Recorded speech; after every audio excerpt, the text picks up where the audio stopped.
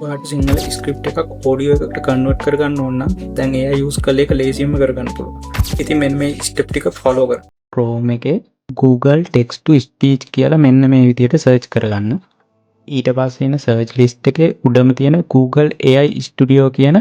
මෙන්න මේ වෙබ්සයිට් එකට යන්න දැම් මේවාට බලාගන්න පුළුවන්න්නේ වෙබ්සයිට් එක දැන්වයාට බලාගන්න පුළුවන් වෙබ්සයිට් එක මැද ලොකුවකුරෙන් තියෙනවා turn ටෙක්ස් into natural sound in speech කියලා අන්න ඒක ක්ලික් කරගන්න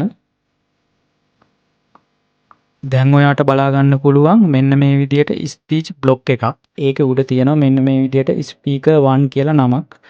ඒ තමයි මේකේ ඩිෆෝල්ට් වොයිස් එක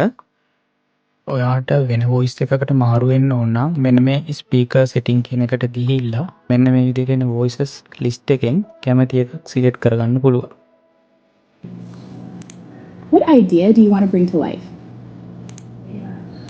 What sparks your interest? හරි මම මෙන්න මේ විදියට එකක් තෝරගන්නවා ඊට පස්සේ ඔයාට වොයිස් ඕවර් කරන්න ඕනි ස්ක්‍රිප්ට් එක කොපි කරගෙන ඇවිල්ලා මෙතන පේස්ට් කරන්න දැන් පහළ තියෙන run control කියන මෙන්න මේ බටන් එක ක්ලික් කරන්න දැන් මේ ඔයාට එන්නේ අපි දාපු ස්ක්‍රිප්ට් එකට අදාළ වොයිස් ඕවර් එක තෙක් ඉන්නවා කියලා කිව්වොත් විශ්වාස කරනවද මේ ඉන්නේ චීන් ස්ට්‍රැප් පෙන්ගුයින් ඉතින් මේ විදිහට ඔයාගේ වීඩියෝ එකක ස්ක්‍රිප්ට් එකක් එහෙම නැත්නම් ඔයා හදන්න යන ඇඩ්වර්ටයිස්මන්ට් එකක වොයිස් ඕවර් එකක් මෙන්න මේ විදිහට ලේසියෙන්ම AI යූස් කරලා හදාගන්න පුළුවන්. ඉතින් මෙන්න මේ වගේ වැදගත් ට්‍රික්ස් දැනගන්න අපිව ෆලෝ කරන් යන්න.